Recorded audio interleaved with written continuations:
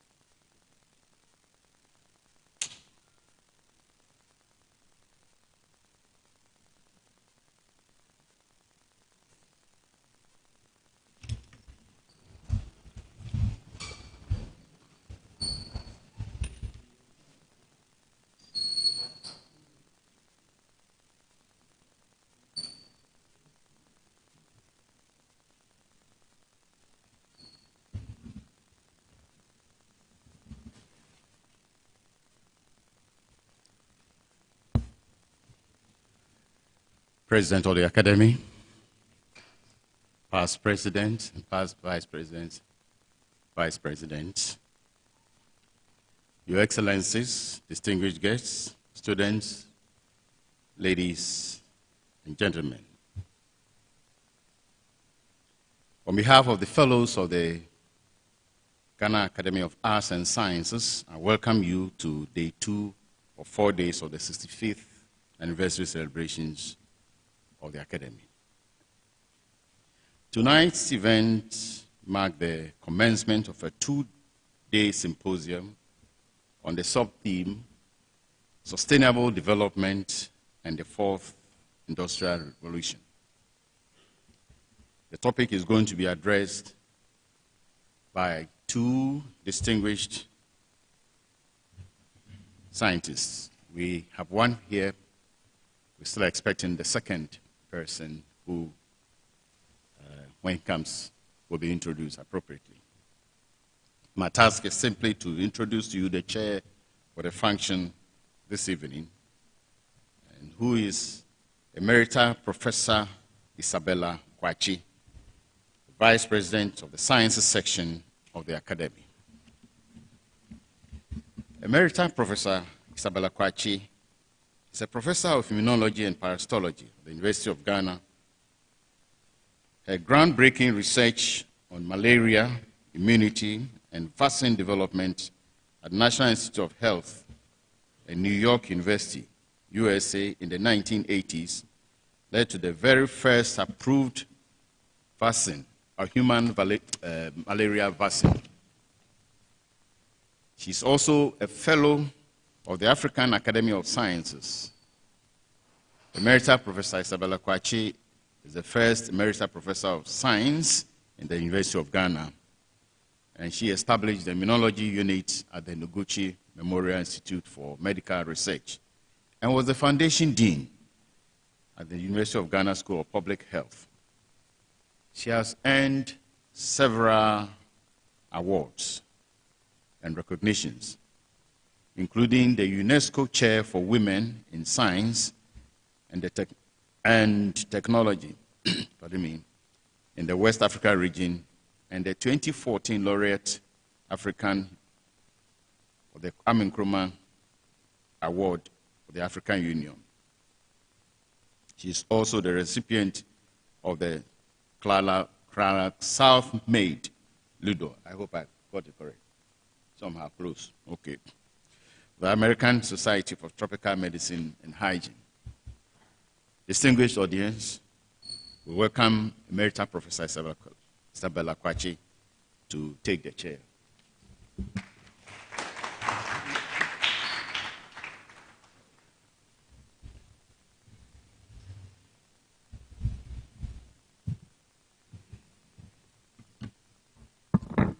Good evening. I want to thank Acting Honorary Secretary, Professor Ahunu, for the kind words. President of the Academy, past presidents of the Academy, Vice President Arts, fellows of Ghana Academy of Arts and Sciences, distinguished guests, our students, all protocols observed, ladies and gentlemen, good evening. Today starts the first of our two-day symposia. The overall theme that we all know is leveraging the fourth industrial revolution. And the first of the two symposia, the sub-theme is sustainable development and the fourth industrial revolution. For that, we have two speakers. One is here and one is in transit. He may or may not get here in time. So I'll go ahead. Normally what we'll do is we introduce both speakers, and then they speak, and then we do the question and answer. But since we have one here, we'll introduce him.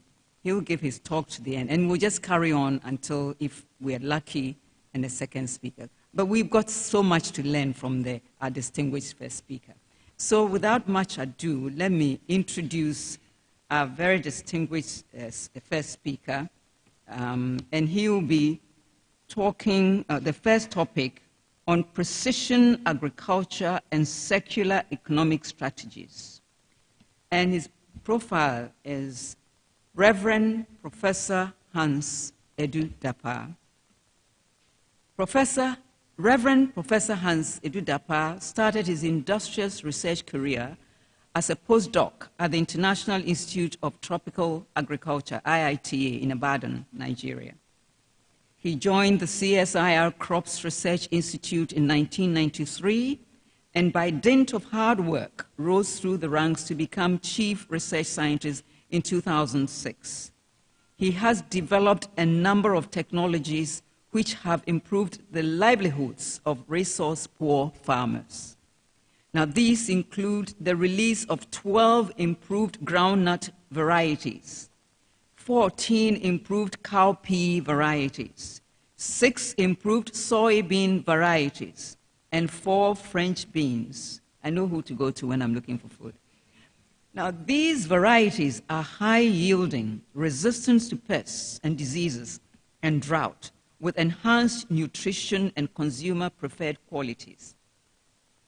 Reverend Professor Hans Adu-Dapaah has documented most of his research work in internationally acclaimed peer-reviewed journals and edited conference proceedings, books, production guides, and technical reports. He has, to his credit, over 250 publications. He has also refereed over 90 scientific papers in a number of local and international journals.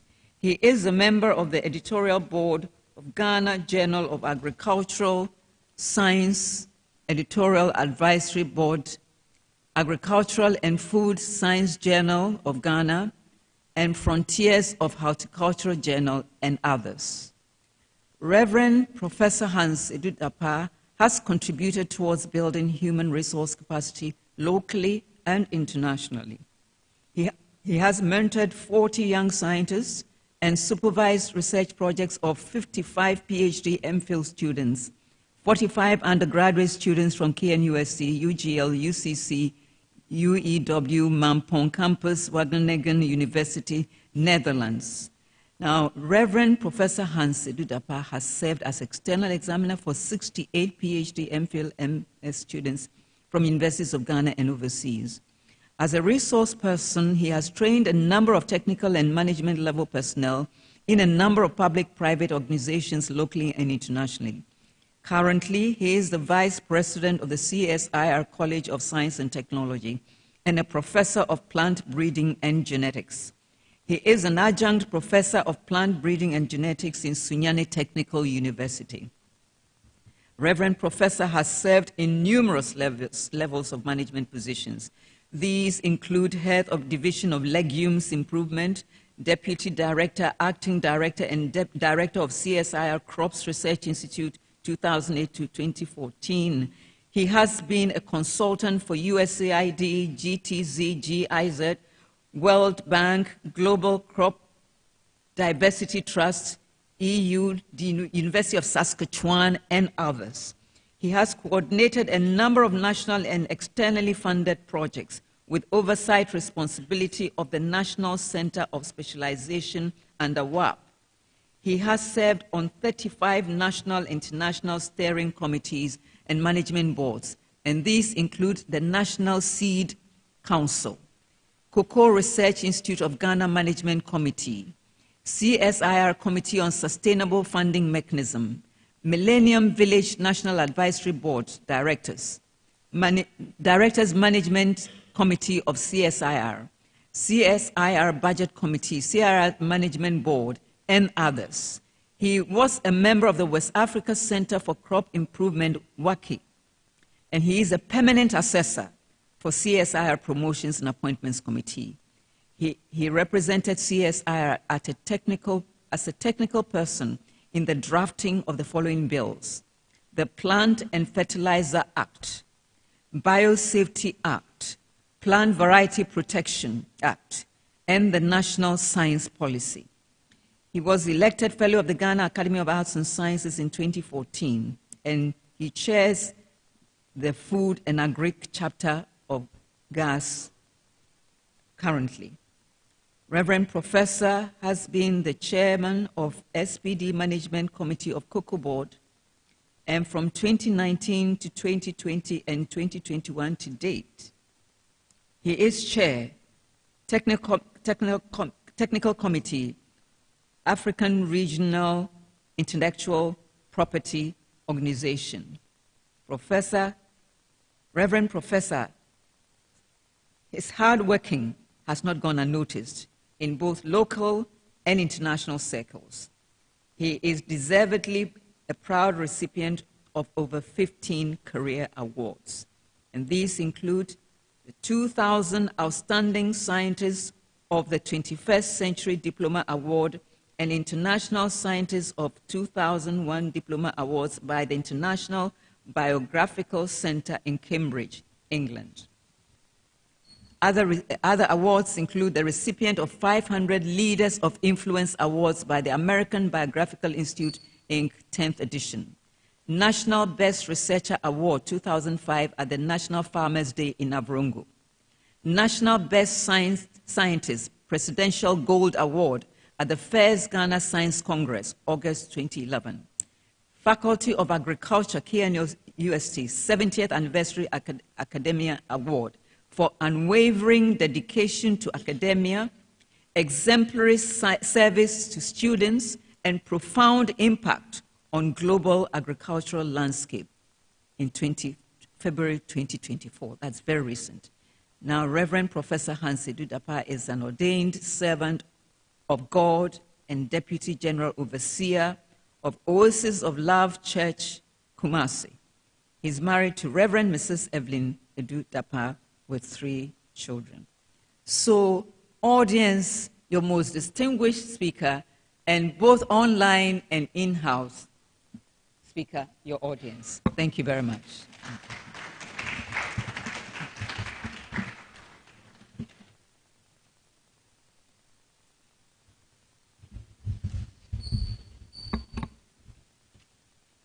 Thank you very much, Chair, and good evening. The President of the Ghana Academy of Arts and Sciences, Vice Presidents of the Academy, former Presidents and Vice Presidents of the Academy, Honorary Secretaries, distinguished Fellows of the Academy, Your Excellencies, colleagues, scientists, and lecturers, cherished friends, and distinguished students, ladies and gentlemen, members of the media fraternity, if they are here. I would like to thank the Most High God for His infinite mercies and grace, for it is in Him I live, I move, and I have my being.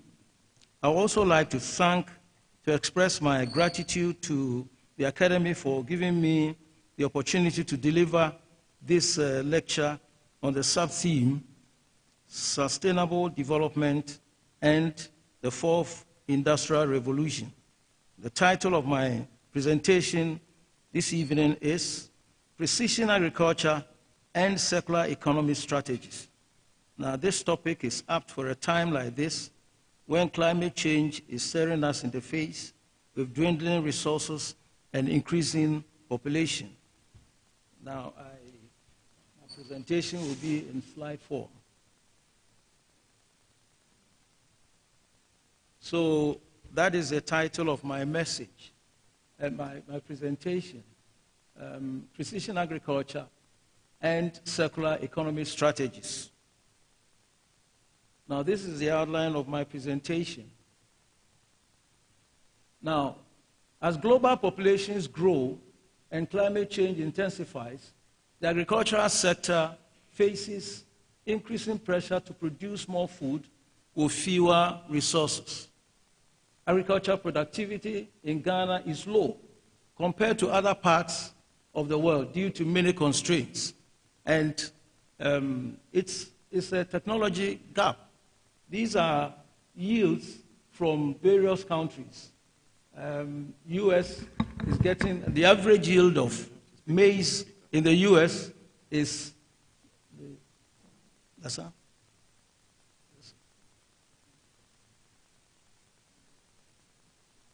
Its average yield is 10 tons per hectare. It means that people can get 20 and thereabout. In Kenya, it's about 3. South Africa is 4.5. Nigeria is 3. And Ghana is less than 2 tons per hectare. Now, constraints militating against agricultural production in Ghana includes declining soil fertility, drought, flooding, and heat, adverse impacts of climate change, the use of unimproved crop varieties, declining yields, increasing pest and disease complexes, substantial post-harvest losses to the tune of about 45.6%, lack of labor for planting, weeding, and harvesting, particularly during the peak season, and indiscriminate mining, and others.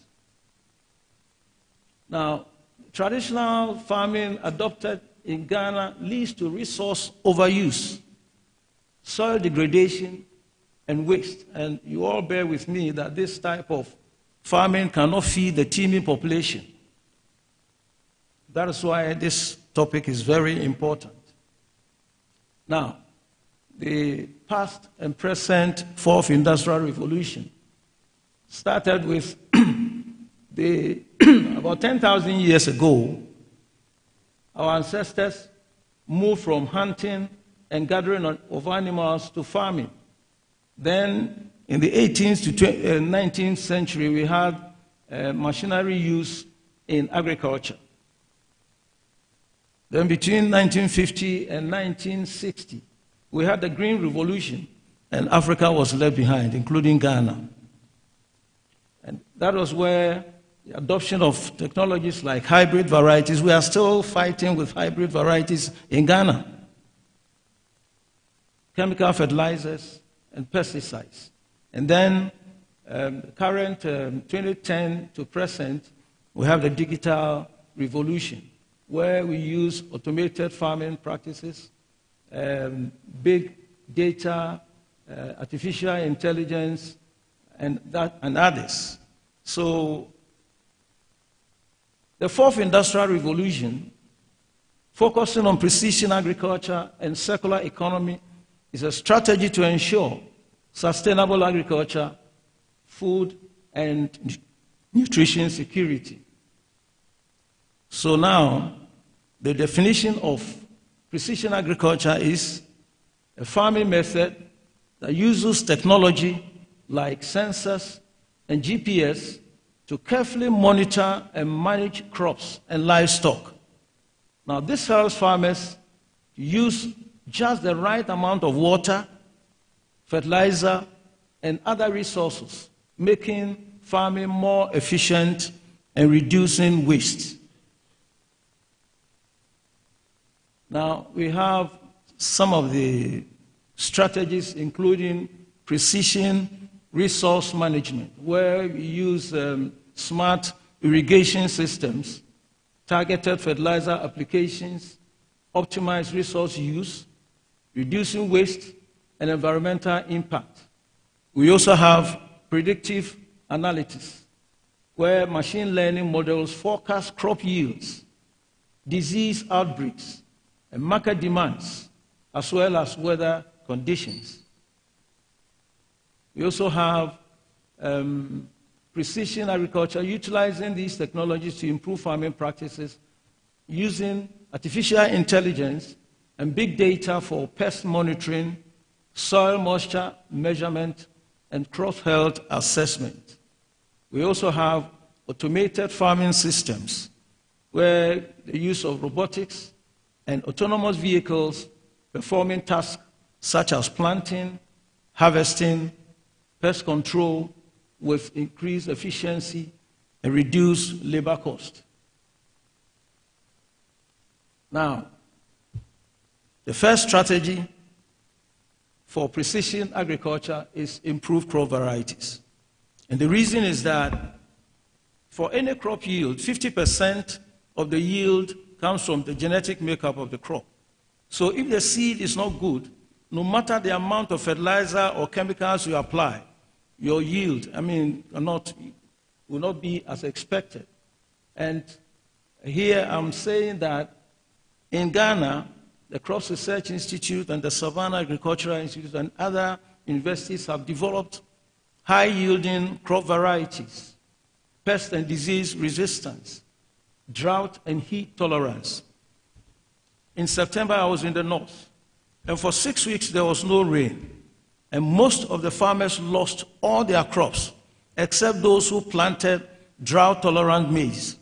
They could get between 2 and 3 tons per hectare.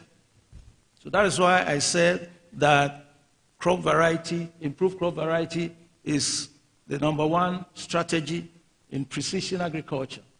We also have developed varieties that are nutrient use efficient. For example, varieties that are nitrogen use efficient and phosphorus use efficient crops. We have also developed biofortified varieties that are high in zinc, iron, and other nutrients. We also have varieties that are low in cyanide content, as well as early maturing varieties and lodging resistant varieties, among others. And these pictures are some of the improved yam varieties, improved maize, and then cassava. Now, another strategy is what we refer to as vertical farming. And now land is becoming scarce. So if you have a small area, you can use vertical farming to produce crops. You grow them in layers, in a small and under controlled environment. And vertical farming takes an innovative approach to provide food for the growing urban population. It is in response to deforestation, soil degradation, and scarcity of land. So those of us in urban areas, if you have about 1 acre or even less, you can use vertical farming to produce vegetable crops. It boosts productivity by adjusting environmental conditions for optimal crop yield, quality, and energy efficiency.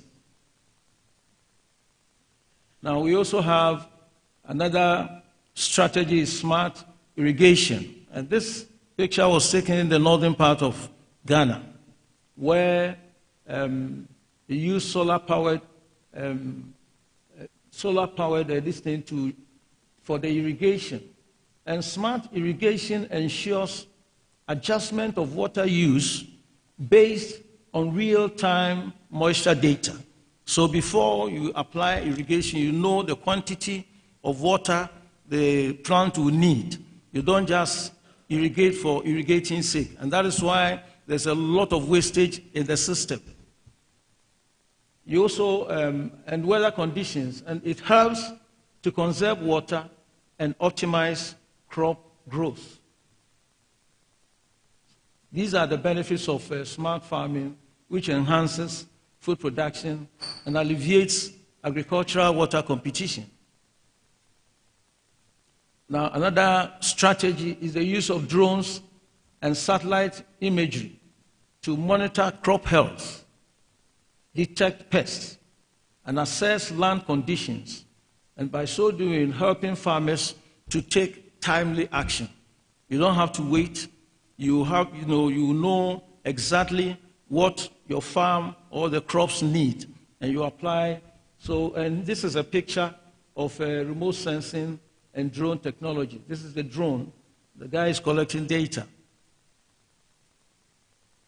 Now, others include e-farming application, where you use mobile phones to collect data and apply, to help you to apply whatever inputs the crop needs. This picture is also about the drone technology. And then we have weather forecasting, crop monitoring, and market analysis, and pest and disease management. And this is smart irrigation, where you have automated tractors. There's nobody in the tractor. It is being remotely controlled. And that will solve the problem of labor. So, what are the benefits of precision agriculture to a country like Ghana? We have resource efficiency, cost reduction, environmental protection, as well as improved decision making. Now, what are the challenges for the adoption of precision agriculture in Ghana? It includes high initial cost, lack of infrastructure, skills gap. Most of the farmers are small-scale farmers who are illiterate, and they need to build their capacity, as well as data limitations. Now, we now come to circular economy. Circular economy is a system where resources are reused, recycled, and repurposed instead of being thrown away. It aims to minimize waste by keeping materials in use for as long as possible, turning waste into valuable products. Now, some of the strategies include waste valorization. And here, advanced biotechnology processes convert agricultural waste into valuable products such as biofuels, bioplastics, and organic fertilizer. And in Ghana, we have a lot of these products, like cocoa pod husks, fruit, the peels from the fruits, vegetables, and animal waste.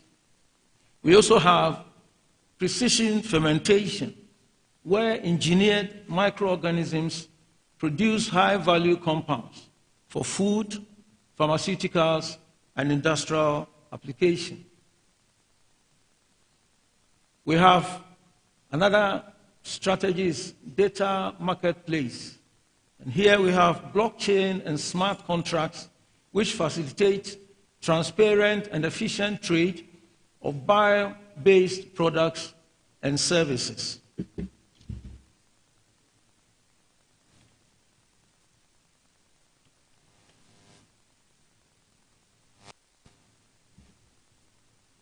We also have bio-based materials, where the development of new materials from renewable biological resources reduce dependence on fossil-based products. Now, this picture was taken at Crop Research Institute. And over the years, any minister who comes there, I tell them that if we want to solve youth employment, this is the key. This is from 1 acre land, and it has been intensively used. And here, what you are seeing are fish ponds. We have one that is made of concrete, so that if the land is yours, then it can be permanent. If the land is not yours, we have a tarpaulin type that you can use to make the fish pond. And then we also have something like a polythene type, so that if you are asked to move, you move with it. Now, the system is called recirculatory aquaculture system, which is a closed-loop system that conserves water by continually filtering and recycling it. And it supports sustainable aquaculture by repurposing fish waste to nourish the plants that you are growing, and then it enhances fish stock longevity through optimal conditions. So in these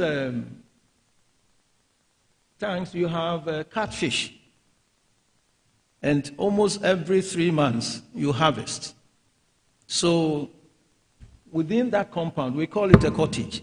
You have everything there. You have livestock, you have rabbits, goats, and the rest. Now we also have what we call multifunctional wetlands. And this is mimicking a swampy area where you cannot do anything. So what we did was that we put stones and then there is another fish pond here. So the affluent is passed through here. So a piece of land that otherwise would not have been useful for anything, we are growing sugarcane, and we are growing taro.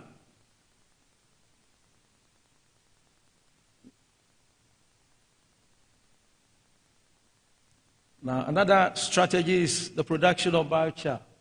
And these structures were manufactured by 2 of our scientists. When I'm done, I would introduce them to you. So it's a production of biochar, and this is the kiln. Biochar, produced through pyrolysis, transforms organic waste into stable carbon-enhancing soil, sequestering carbon, and repurposing the waste and promoting sustainable farming. Here is a biogas production. And all these are within the 1 acre land I'm talking about. So no part of the land is wasted. Every waste, is recycled, either to feed the fish or the plants.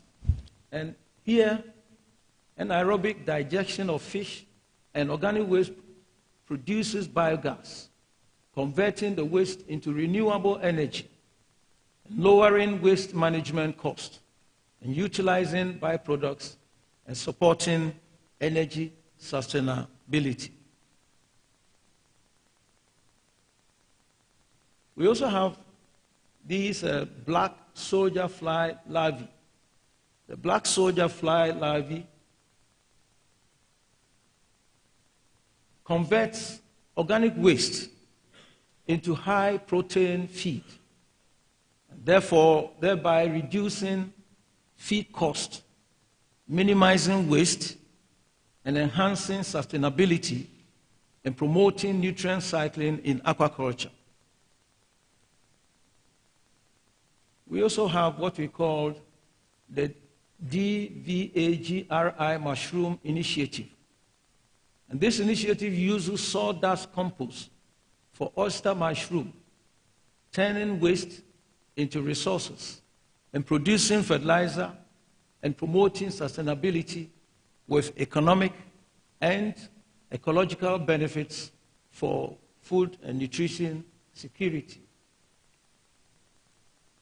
Now, another strategy is what I call the integrated farming system. So all these are within that 1 acre plot of land. So you see, this is car tires that we burn and cause environmental pollution. car tires are being used to produce cocoyam. It's unfortunate that the picture was taken during this season. But during the rainy season, in fact, you can have it several times, contumely, and it's also, gives some recreational, it's very artistic. The first time I went there, I could not believe that used ties can be used to produce contumely and cocoyam for that matter. So the cottage project integrates aquaculture, crop farming, livestock, poultry, and waste recycling, using fish waste to fertilize the crops like cassava and cocoyam in repurposed materials, whilst weeds and plant waste conserve soil moisture and improve fertility. Now, this is another, we call it farm fet, and it's a composition of Pleuriscidia plus fish waste plus rice husk and palm kernel cake and vegetable residue, as well as bacteria. So when you combine this mix in an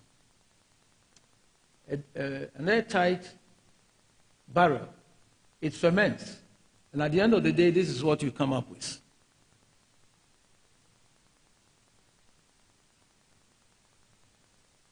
Now, having said all these about both circular and precision agriculture, there are challenges to adopting these technologies. And the first include lack of digital technology. I'm sure every Ghanaian will attest to the fact that we are not there yet. We are trying. And those farmers in the villages, they don't have these access. And these technologies are meant for them. So that is a challenge. There's also lack of political will or commitment. Most of all that are said about this technology at Crops Research were donor funded. So once funding is finished, if we are not innovative, that ends it. The fishes will die. But we thank God we have collaborated with a private sector person who is injecting funds into this, and that is what is keeping the project going. So there's a need for political will. And at the end of this presentation, I will show you a picture of 2 African countries that have adopted circular economy and precision agriculture, and they are making strides. Tanzania is one of those countries, and Rwanda. Kenya is also doing the same. And in Tanzania, what they do is that they get about 10-hectare land, and the youth who are interested, and they provide all the resources, and they have to grow and pay at some agreed amount, and that is keeping the youth. In fact, it has provided solid employment for over 10,000 youth in Tanzania, and I am not surprised that they are now over self-sufficient, and they are exporting to other African countries. The other challenge is cultural resistance to new technology. Change is difficult for some people, so capacity building is very important here for them to understand the process and the benefits. Then environmental concerns of the new technology. So we are collecting data on all these. And then market readiness of the introduced technology. Now,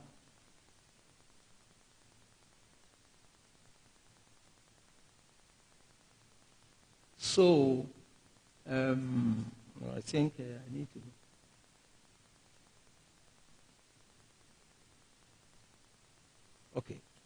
this has been broken down. So some policy recommendations as a way forward include there is a need for a national framework for precision agriculture and bio-circular economy.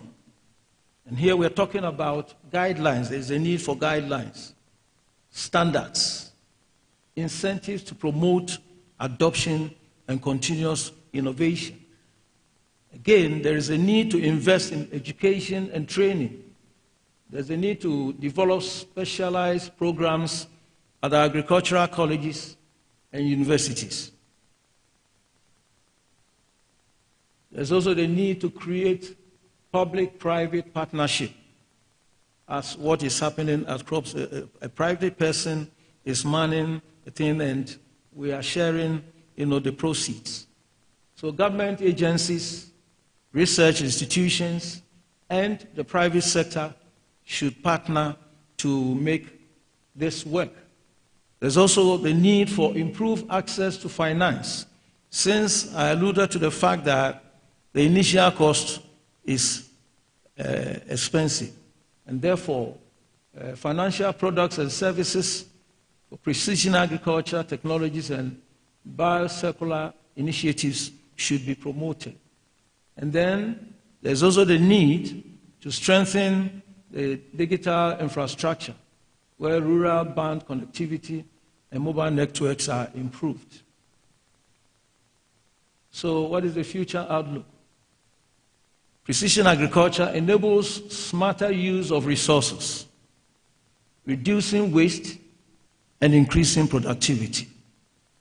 Circular economy principles ensure that waste is repurposed, fostering resilience and sustainability in agriculture.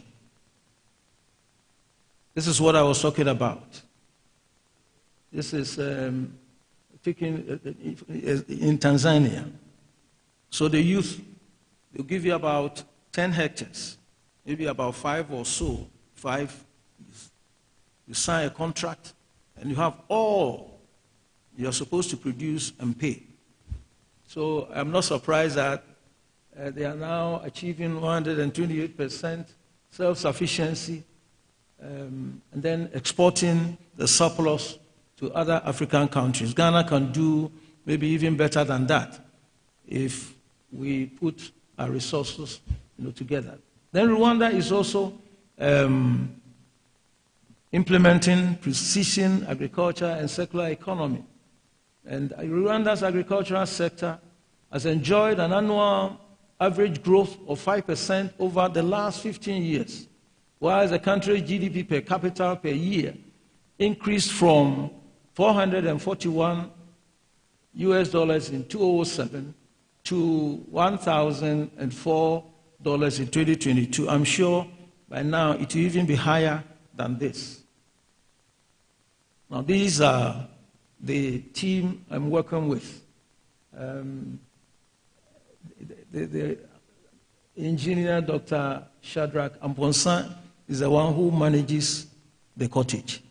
And all these scientists, Clement, Eric Usudankwa, Stephen Yeboah, Quakyi, Oguna, Fesufo Asante, Felix Frimpong, and Dr. Janet Duhene Chineboa. They are a very solid team, very energetic, they are ready to work. And that's why if you are interested, let me know so that I link you up with this team. Now, I'll end with this quote from the former Director General of FAO. He says, "We need to transform our food systems by making them more sustainable, efficient, and resilient. Precision agriculture and the circular economy are key to reducing waste, optimizing resources, and ensuring food security in the face of climate change and the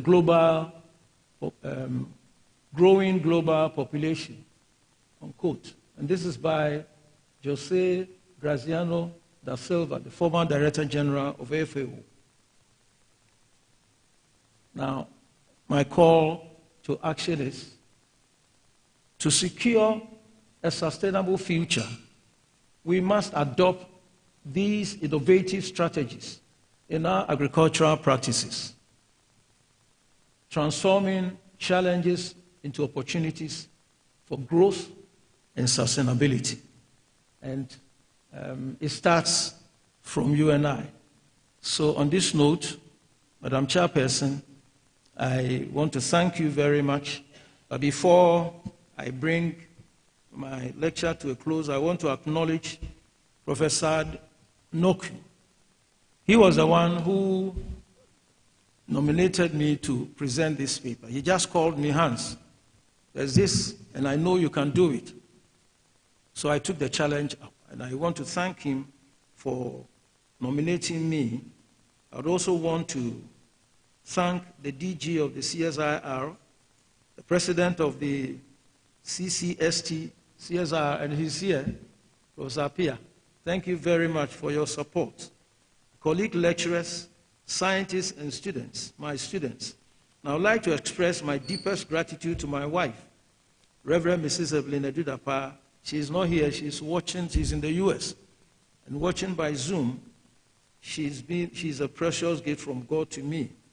I also wish to thank my daughters, Cynthia, Eunice, and Emanuela for their immense support in preparing for this lecture. On this note, I'm so grateful for the opportunity. Thank you very much.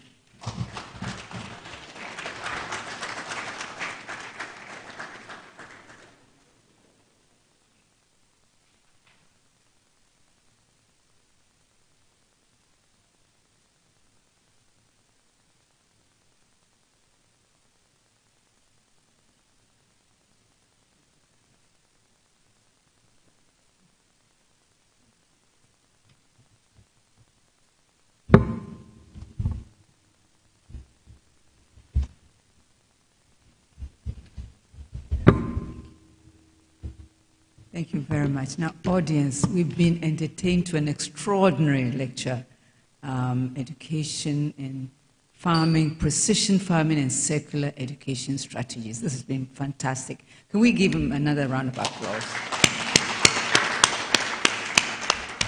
Wonderful. Thank you very much, Reverend Professor. Our second speaker is still en route, and I think at this time, we'll probably just give up on him. He'll probably come and sit at the back and listen. So I'm going to open this up we have plenty of time for a lot of questions and answers. And I think very soon we'll all be practicing precision agriculture in our backyards to generate food. Please, your name, your affiliation, and then the questions. And please don't give a lecture, just a question. Thank you.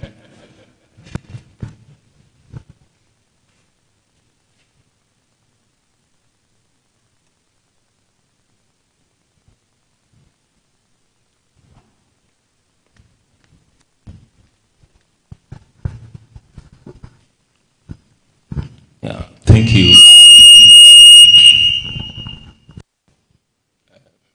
Chair. Also, thank you, Speaker, my good friend, Reverend Professor Hans Adu-Dapaah. The mic.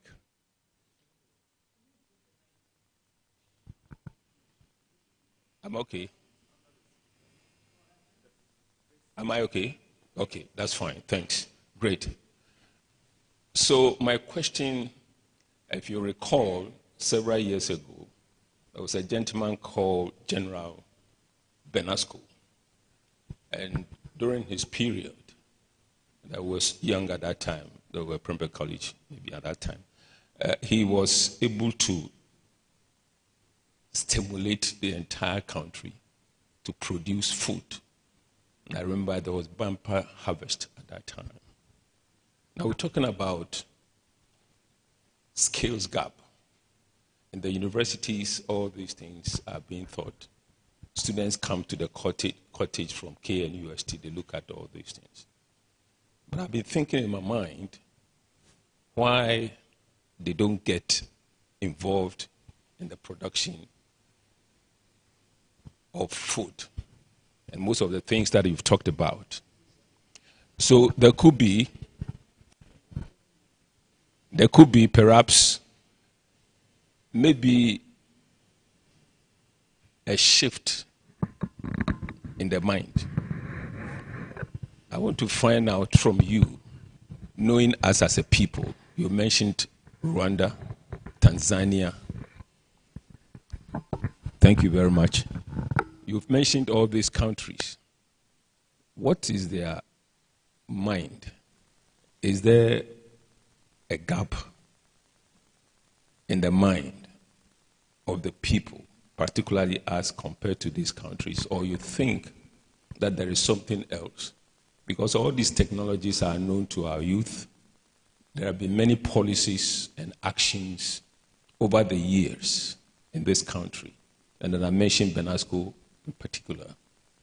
Do you think that there is a gap in the mind of our people that is not making this thing to really work? Thank you very much. Okay, we'll take a couple of questions. Professor Tego. The second mic, where is it?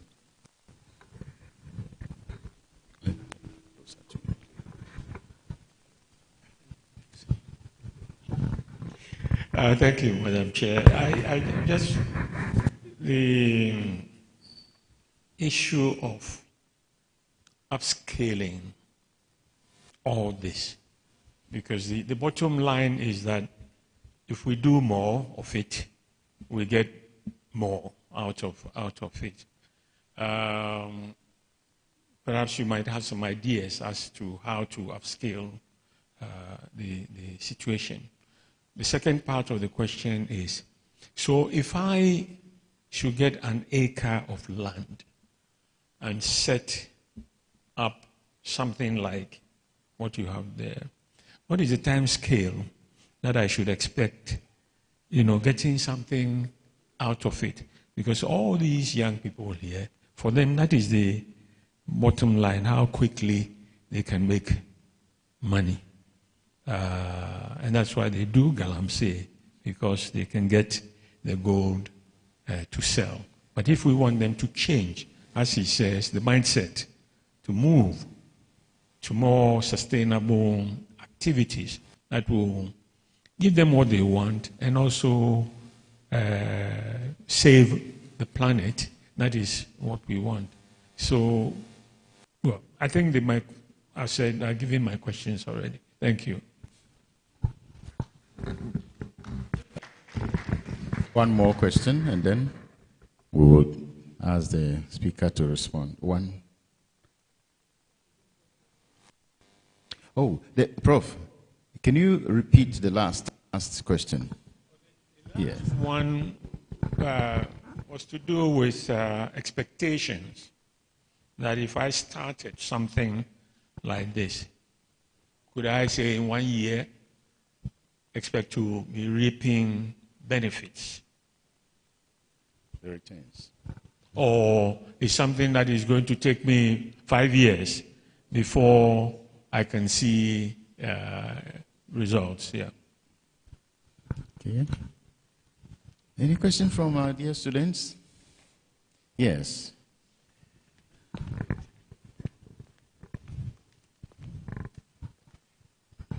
My name is Obori, a student of Presbyterian Boys Secondary School.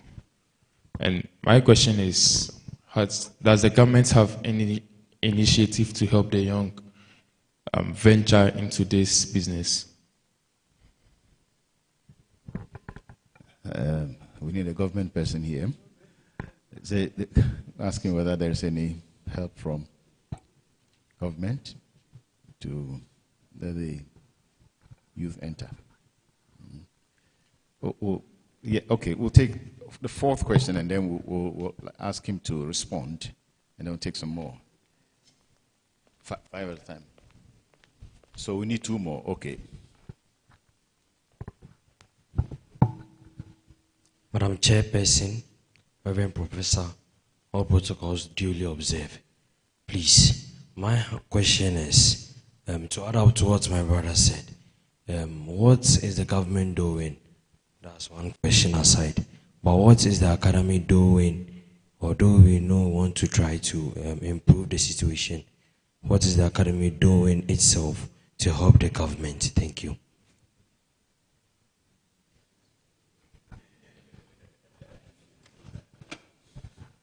Please. Wait a minute.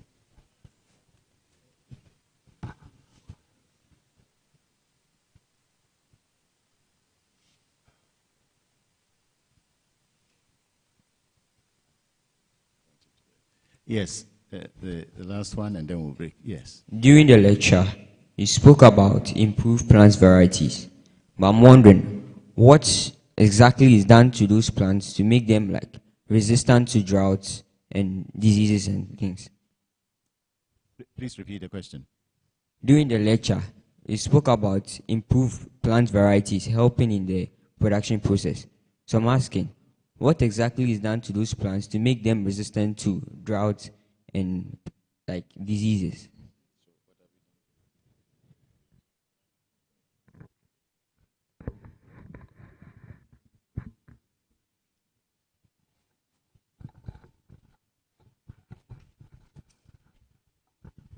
Thank you very much. I hope. So I will start with Professor Udro. Is there any gap in planning? I think so. And mindset. Because when it started, even as a director, I was a little bit skeptical until after the first year, I saw that within 6 months, producing fish and selling, and I had to buy. So I agree with you that the need for a lot of awareness, so we'll have a change in mindset that it is doable. And also gap in planning. I think it started with various ministers of agriculture. I remember Honorable the one who was, he came there and he was so impressed that the next day he commanded all his directors across the nation to come and see what was happening. We were so excited. When we went back, that was the end. They keep coming. MPs have come, members of the Parliamentary Select Committee for Science and Technology, they appreciate it, but when they go back, we don't hear from them anymore. Expectation. Prof, as I said, when, it takes time to construct the fish ponds, but meanwhile, you can start growing either maize or any of these crops whilst constructing this. But once you finish, within 6 months, you are sure to harvest your fish, and the system goes on. As I said, it's like a farming system. So this is over, and you're harvesting from this. If the mushroom is not yet ready, you would be maybe selling your chicken or eggs. So all year round, you have something selling. And you also have fresh, and these are not, we don't use synthetic chemicals there. Everything is organic, recycled from either plants or the fish effluent or whatever. So that makes it, and people patronize it a lot. In fact, on that farm, they have even set up a canteen, a restaurant. And people from town come there to eat because they know they are eating good food. So, Prof, during the first year, you can cultivate your food crops whilst constructing these. And at the end of the first year, you have something to harvest. And going forward, I mean, you'll be in business. Every time there is something, either contemporary or whatever in the field. And you don't have to travel. It's 1 acre, intensively used. In fact, this guy has even, there's a prototype in his house. The other question is, does government have an initiative? So far, I would say that maybe it's at the, of course, we now have the proof of concept. So, and since we are being paid by government, I would say that, well, even though the money is coming from outside, the fact that government pays the salaries of these scientists, but the government per se is not, we are expecting that from there, they would have upscaled. At least every region should have something like this for farmers in a way of raising awareness. The other one is, what is the Academy doing? I am the chair of the Food and Agri chapter, so, and my deputy is the, so maybe chairman, a president, we may have to maybe, with your permission, release a press release or something like that to create awareness. The last one was, what is responsible for the resistance? If you have 2 materials to a particular disease and the other is resistant, you cross and introgress the resistant gene into the susceptible one, which might be accepted by farmers. So by so doing, and we use different methods, by so doing, you are introducing the resistant gene into the susceptible one. You can introduce drought tolerance, all these resistances. You have to do some crosses and evaluate and select and then release. So that is how come some are tolerant, some are resistant, some are susceptible. And it takes some time and money. I'm a plant breeder, and most of the materials I developed were through projects. Once the project ends, we are back to square one. And I think that is where this nation will, hold the bull by the horn. We need to put our money where our mouth is and support initiatives like circular economy and precision agriculture. I was in Nairobi last August. There's a guy, 2 hectares. He's producing only seedlings, highly automated. So all the farmers, you bring the material you want to grow, they will, so there's no need for any nursery for the seedlings to be infected. Everything is automated. And half of the Kenyan farmers now so impressed that this thing is happening in Africa, and we are here. And as a plant breeder, I said we have a long way to go. But I think we need to call a spade a spade. We need to be focused and we need to be proactive and put money into this. I think I've exhausted the questions so far, so if there will be another round.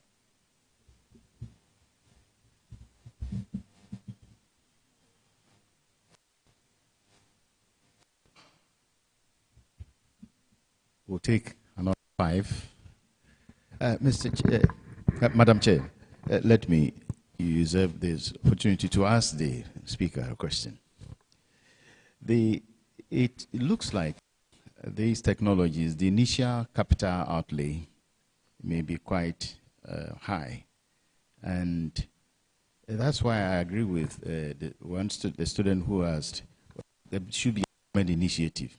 You mentioned that Tanzania, and then it was Rwanda, and then Tanzania and Rwanda. So there is this, so many acres, and you are given portions to manage.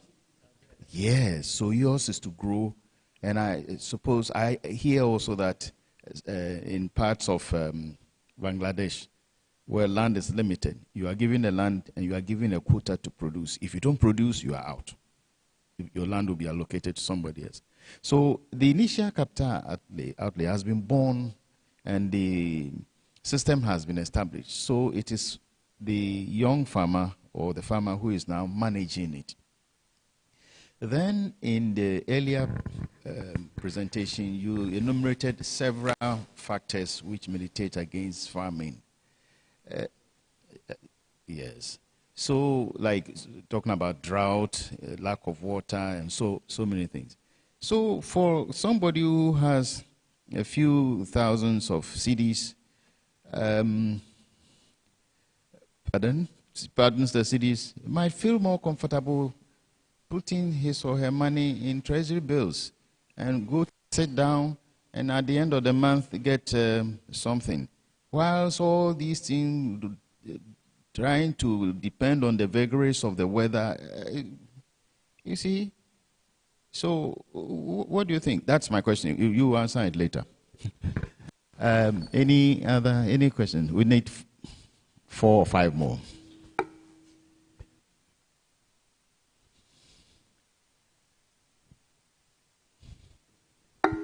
Yes, young man.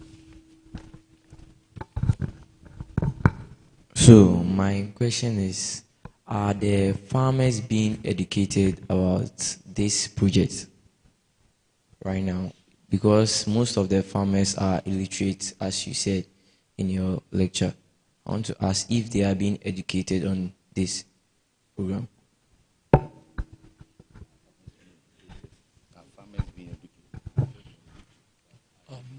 Please, my name is Intiamo Isaac, and I want to ask the new varieties, they've been modified to... Hold on. Why is it? Yes, go ahead now. Please, my name is Intiamo Isaac. Please, I want to ask, the new varieties, they've been modified to maybe take a shorter time to grow. So if we alter the time taking for a particular crop to grow, won't there be maybe side effects? Thank you.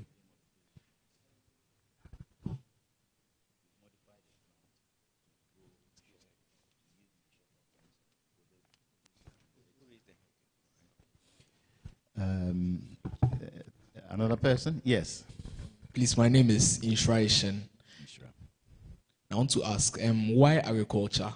Why should a youth venture into agriculture? Because there are other lucrative businesses and other things which are certain to bring the money in, but agriculture depends on many variables which are uncertain, such as sunlight, water.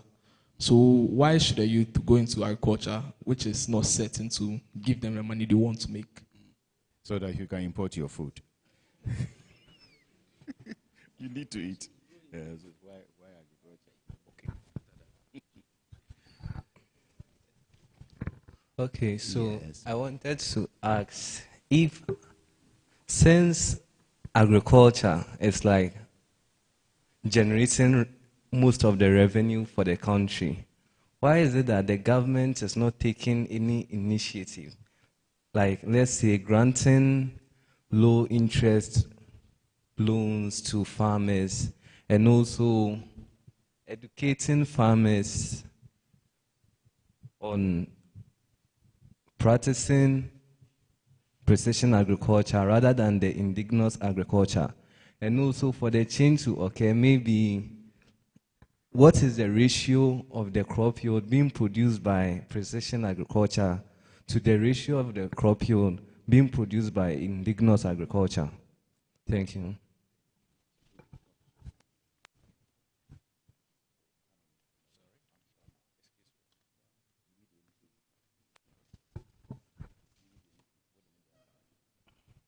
One more.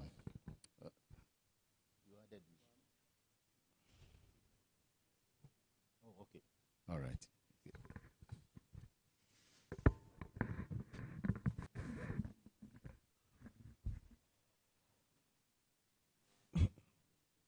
Mr. Speaker, Thank you I want to ask of some of the measures, yes.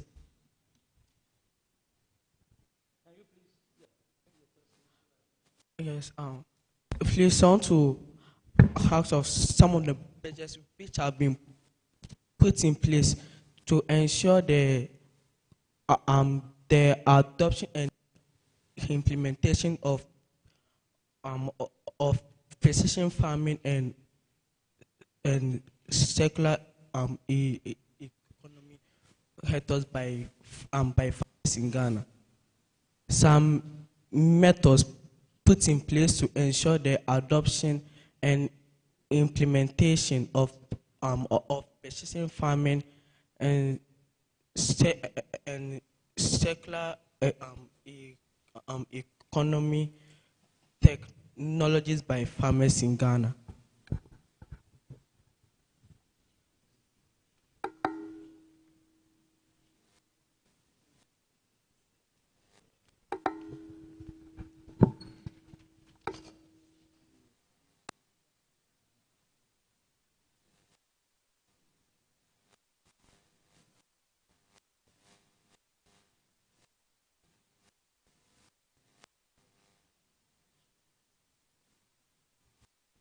Thank you very much for the questions.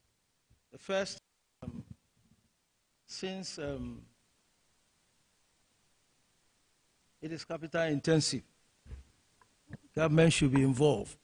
And as I said, these are like, we are on experimental, in fact, we have done proof of concept because we have done cost-benefit analysis for all these strategies, and it is profitable. And that is how far a research scientist can go. And we thank God that a private person has bought into the idea, and now he is running the place. So, yes, we are expecting government. In fact, I challenged one of the ministers. I said, I can vouch that if you can set up these structures in each of the regions and prove to the youth and the farmers that it works, they will look for money. And you don't need big capital. When I say initial cost, it's not more than maybe 5,000 Ghana cedis. But you can start by growing food crops. So we started with just one pond. And gradually we were increasing. So when the guy came and saw, we showed him the cost-benefit analysis. Now we have about, I can count about 10 or so. So you start small, you can start with one. Now, as I said, you can use concrete if the place is yours. You can use tarpaulin so that if there's a need to fold up, you can carry your this thing and move to another place. You can also use some polyethylene, you know, that is also a temporary. So the initial cost shouldn't scare anybody. You start small, and then you increase as you get profit from your food produce, and then you keep on, and maybe you can also prepare. We also teach farmers how to prepare business plans so that you can access funds from the bank. There's another, that most of our farmers are illiterate. That is why one of my recommendations was the need for extensive and intensive awareness raising. Farmers, once they are convinced, they can start from somewhere. So, and all awareness raising even comes with money. You need to bring the farmers to the station. Somebody has to pay for the transport, give them either lunch or whatever. And it is from this project that we are doing all these. So awareness raising, and that's why the need for government to come in is something that cannot be belabored. That's side effects. There's no side effect. There's no side effect. Most of these varieties, we use conventional breeding methods. So there's no side effect that when you cross, there's going to know. Because we conduct sensory evaluation. We look at the chemical composition. No, we do all these. So before you apply for the variety to be released. You need to convince the National Variety Committee, produce data. First, you need to grow for them to come and inspect that this material is better than what is in the system. And then you need to back it up with data from the yield, resistant to some of these pests, biotic and abiotic. You need to provide all that. And you have to even grow them in various agroecologies to prove to them that it can grow in these areas. So I want to assure you that, of course, people are allergic. I mean, some people eat granules and they have pimples. So as for allergy, natural allergy, but I can assure you that there's no side effect. The other one was, why agriculture? Agriculture because population is growing. If you don't eat for about 7 days, you will die. So that is why agriculture is very important, particularly for this part of the world. And most of our, about 60 to 70% of the populace depend on agriculture. So I want to encourage you, especially if we are able to popularize precision agriculture and circular economy. You would use, you will be in the house and you'll be able to know what is happening to your crops. And you are very good in IT, so that's why I recommend agriculture for you. The other one is, why is government, in other words, we're asking of something like subsidy. Yes, we wish that government does that, but they are not doing it. As I said, the ministers have come, they have appreciated the technologies, the MPs have come, they have appreciated, so who were expecting that from there was going to be something like upscaling of the projects in the various regions. But nothing has happened, and we'll keep on trumpeting the benefits of these technologies. So I think adoption rate, somebody was asking, if you compare circular agriculture and precision agriculture and circular economy to our traditional, this is we are just proof of concept stage, and people have taken it up. So the adoption rate is very low. It's very low. As I said, so far, I know of some few business people who have invested in this. So you cannot compare precision agriculture and circular economy to our traditional way of, but of course, this pays better than the traditional because there's a lot of, there's no waste. Everything is used. I think I've answered. And Prof, did I answer your question? Did I answer your question? Yeah, he was saying, Prof, I invested my money and it got lost. Oh yes, I invested. Treasury bill. But if all of us put our money in treasury bill, we'll starve. We'll starve. It's unfortunate that the way we do agriculture is not efficient. Because in the US, only 5% of the population is into agriculture, and they feed the whole population and export. But here, about 70%. If I was doing some analysis, in sub-Saharan Africa, when it comes to technology, we are almost last. When it comes to the use of fertilizer, even fertilizer, we are last compared to the other regions. When it comes to the use of farm machinery, Africa is last. We are only first when it comes to population growth.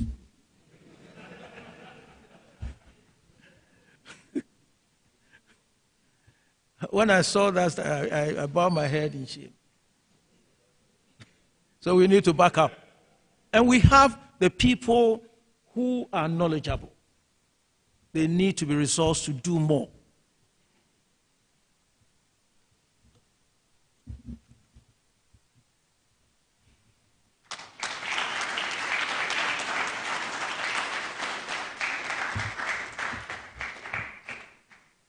Thank you very much. We've been really fortunate although we didn't have a second lecture, is giving us time to really get as much as we can squeeze out of Reverend Professor.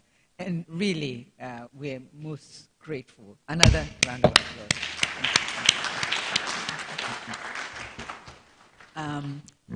So I'll attempt to just give you a few snippets that I got out of his talk, quite an education. So it's basically sustainable development in the fourth industrial revolution, precision agriculture, and circular economic strategies. So we got an introduction that the obvious is that we're good at increasing our population, but we're even questioning whether we should do agriculture, young men. I mean, if you went to Achimota, we were in the farms.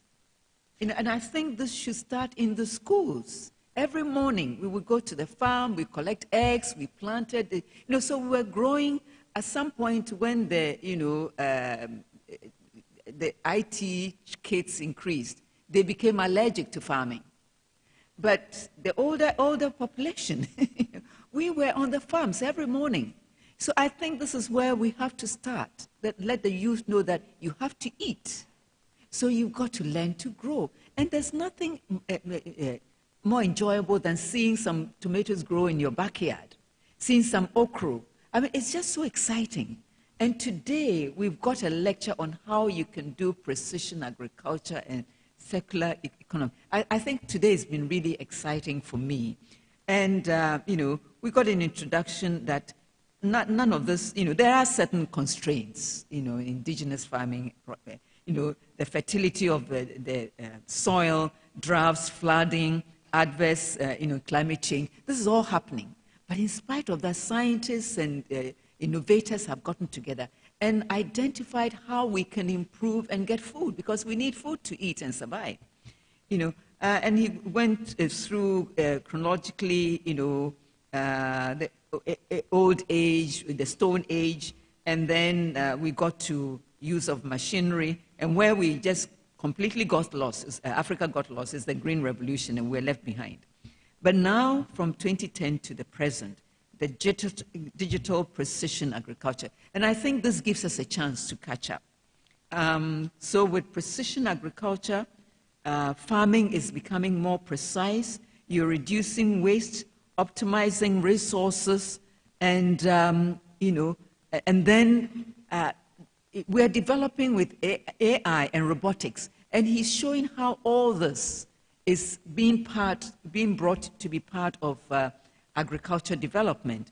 And then the various strategies.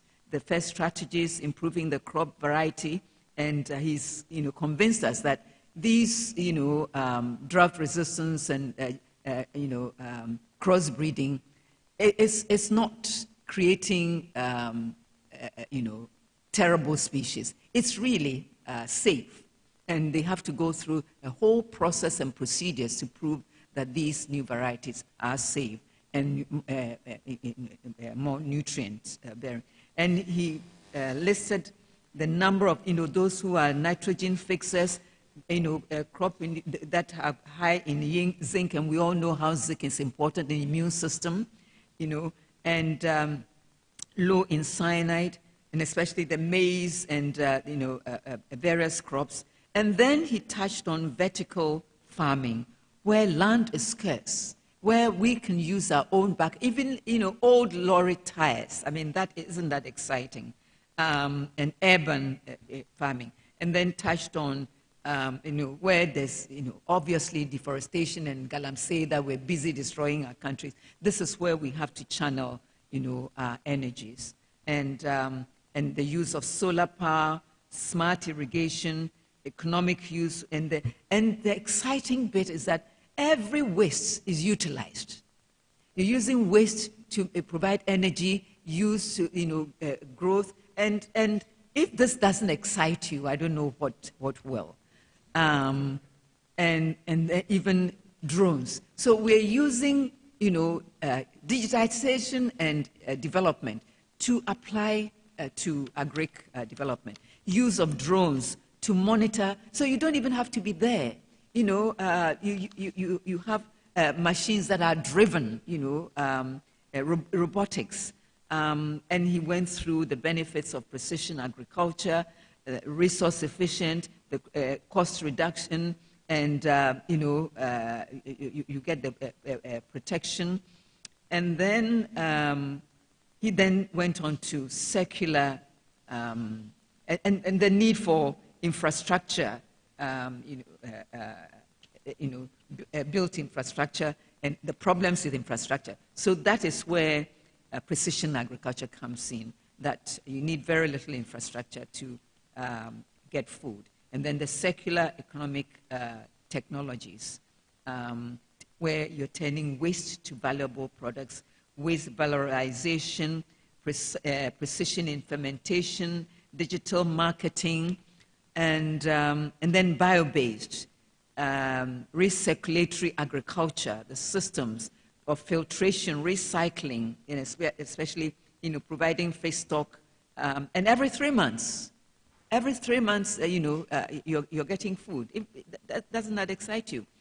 And then multifunctionalization of wetlands. We used to see wetlands, and we thought, you know, these are waste. And he can show you how wetlands can be used for food. And we've got so many wetlands that are sitting with. You know, so we are a country of waste. And it's about time we got our senses right, that we've got to sit down and make use of our environment and stop this. The digitization isn't just using your cell phone. Please apply it to practical things. And biochar, he touched on biochar production, hydrolysis that sequesters and makes sustainable farming.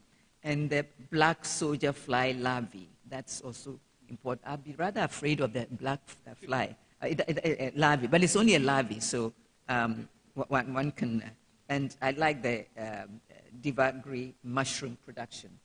That is also quite exciting. And of course, the use of car tires for me, and the cottage projects that you utilize. But then in everything, there are challenges. The lack of digital technology, lack of political will, cultural resilience, environmental concerns, and market readiness. And he went to the way forward, policy recommendations. In the future is precision agriculture, smarter use of our resources, and a call to action. So I thank you, Reverend Professor, for an exciting evening. Thank you very much.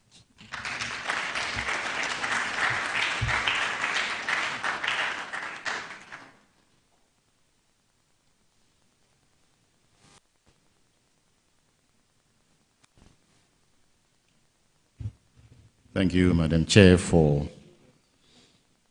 ably steering the function this evening. Shall we also acknowledge her?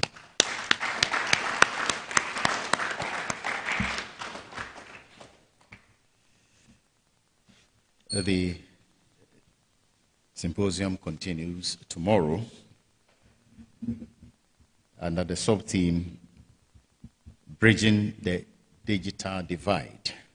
Bridging the Digital Divide. And we'll have two speakers. Hopefully, both will come. The first will be speaking on legal framework, cybersecurity, data protection, standards, and governance. And it will be delivered by Mr. Is Ankoma. He's a fellow of the Academy and a senior partner of Bentiencho Lecture and Ankoma, a legal firm in Accra. And the second speaker will be Mrs. Kobe Hima Usiadambe-Queen, who is the Director of Corporate Affairs, Ghana, India, Kofi Annan Center of Excellence. And she will be speaking to the topic, preparing the workforce for the future, digital technologies, literacy programs, and sustainable collaborative initiatives. So you are all invited to tomorrow's symposium, and we thank you for coming this evening. We acknowledge the sponsorship of Bank of Ghana and I believe Tropical Cables and Conductors. Today we have only one school here, Presec Senior High School. Thank you for coming. Let's applaud them.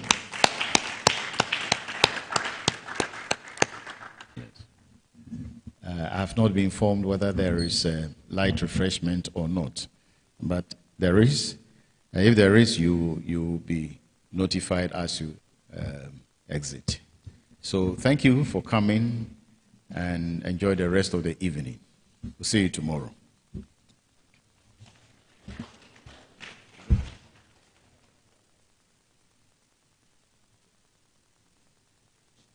So kindly be on your feet as the platform party exits. Thank you.